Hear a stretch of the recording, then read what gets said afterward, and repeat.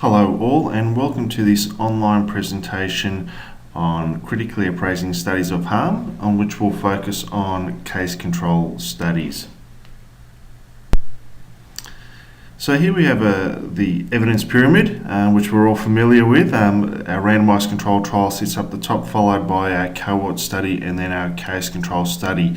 Again, as we've mentioned in the past online presentations, the reason why case control studies are located a little bit further down the evidence pyramid is that they are more likely to be subject to biases such as selection bias, and potentially detection bias. So what is a case control study?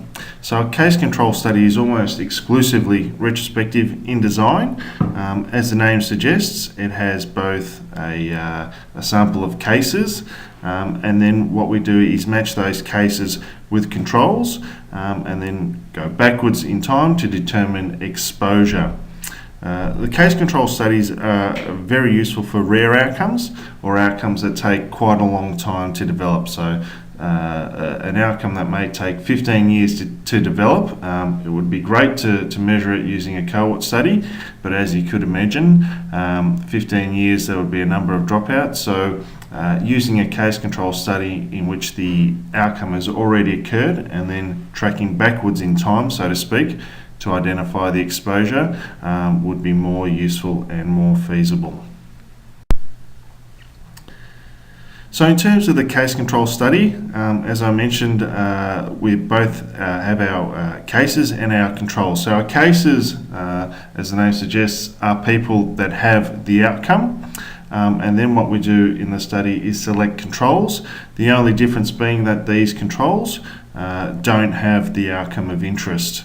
And then from that we can identify and assess the relative frequency of previous exposure to risk, whether it be harmful exposures, risk factors between the two groups, that is the cases and controls, and then identify some sort of cause and effect association potentially between the exposure and the outcome.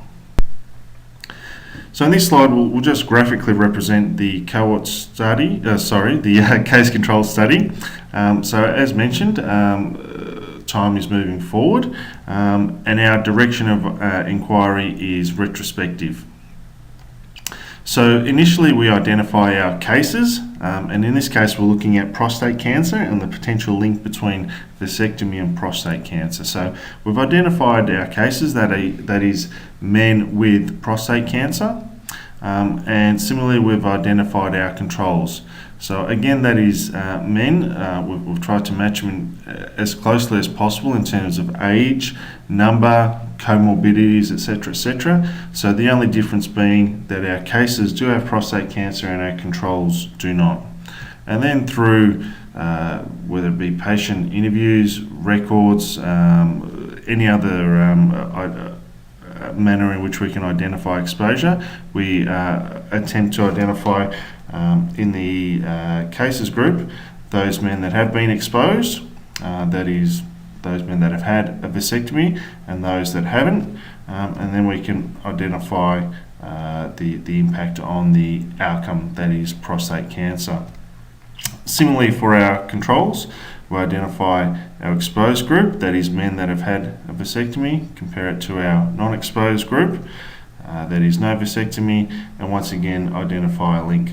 So if we were just to look at this particular hypothetical scenario, judging by exposure in our cases, we've got a large number of men that have not had a vasectomy, and this is also replicated in our control group with a large number of men also not having a vasectomy. So if we were to do our calculations, we would probably, in all likelihood in this hypothetical scenario, identify no link between vasectomy and prostate cancer.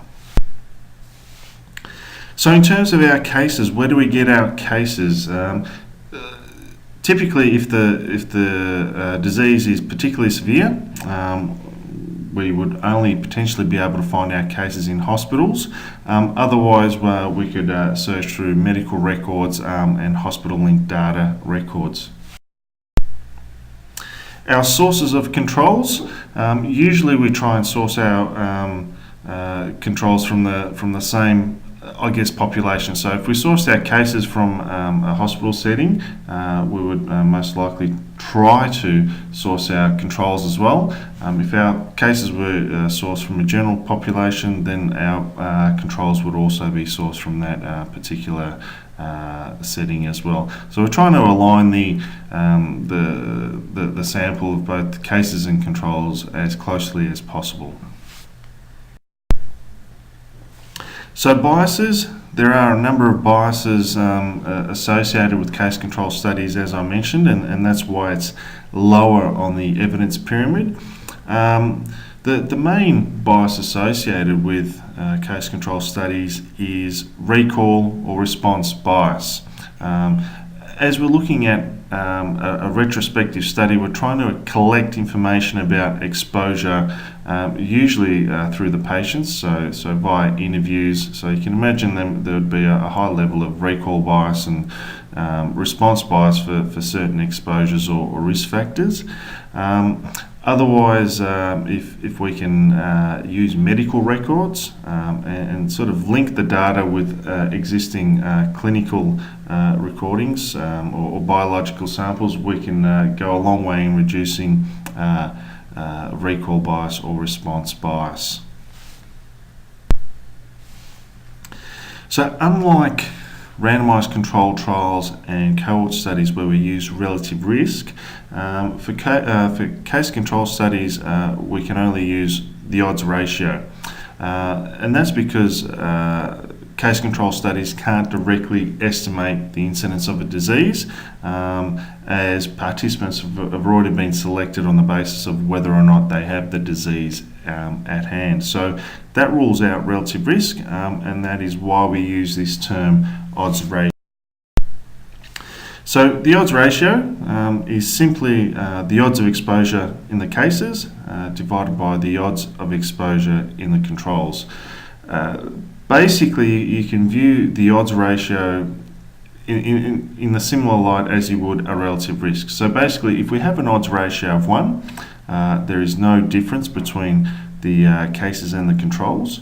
If we have an odds ratio less than 1, it would indicate that the exposure isn't harmful, so in fact it might be beneficial.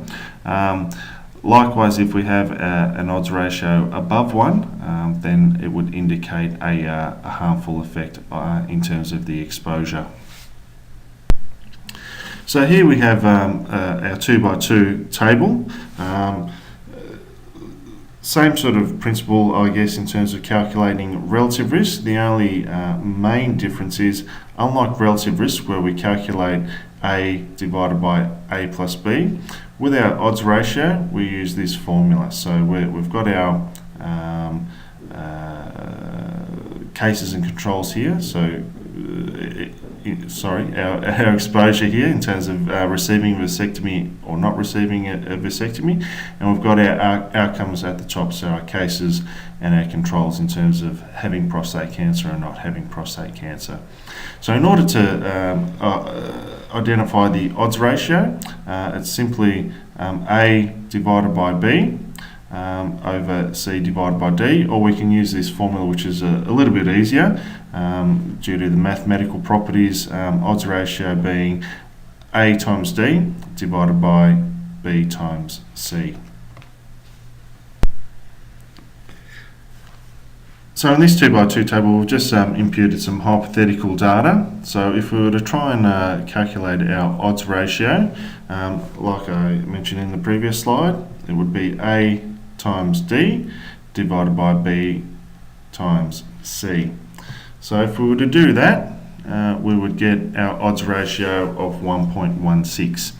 So once again, because our odds ratio is above 1, in this hypothetical scenario, we could state that vasectomy is harmful in the sense that it increases the odds of having prostate cancer by 16%.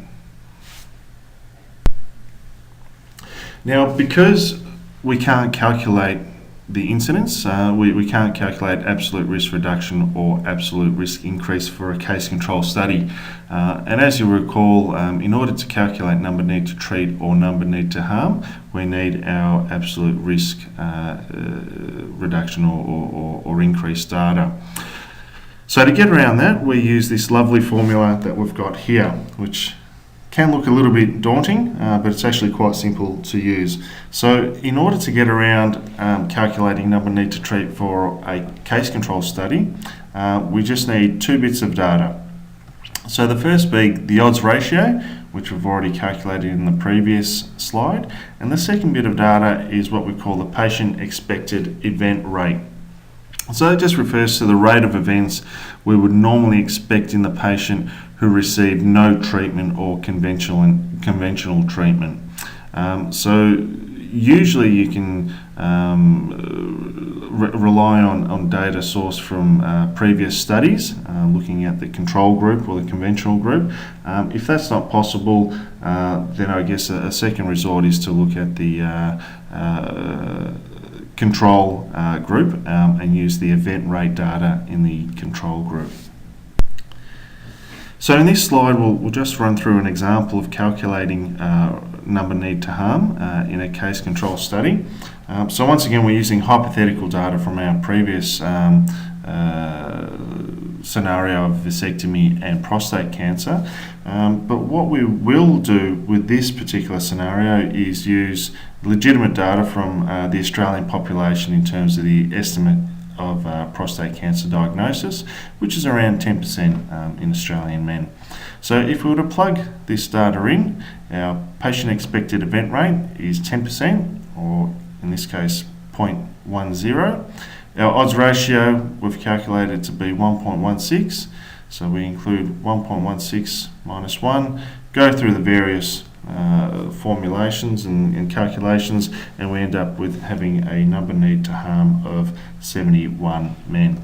So in this particular hypothetical scenario, our number need to harm of 71 would indicate for every 71 men that have a vasectomy, at least one will have or one will be diagnosed with prostate cancer. Another way in which we can calculate number need to harm in a case control study is using these tables, and these are tables that have been calculated on previous data which we can access. So for any odds ratio less than 1, so obviously if we've got an odds ratio of 1, there's no point in calculating our number need to harm, as it will be undefinable.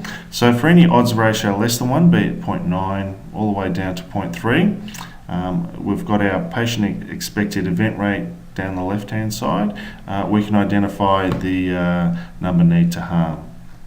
For odds ratios above 1, we'll use these tables down here, and once again we've got our patient expected event rate down the left hand side. So for our example, we've got an odds ratio of 1.16, so more so aligning with this column here. Our patient expected event rate was 0.1 or 10%. So using these tables, our number need to harm is 113. So as you can see, it's a little bit more clunkier and not as specific when we're comparing using the previous formula from the previous slide.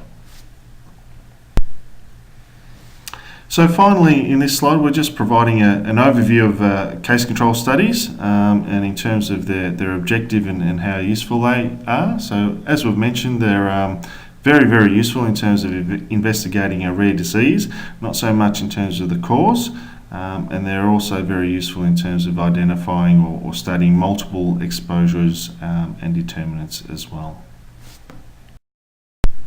Thank you for your time, and feel free to email me if you have any questions. Thank you.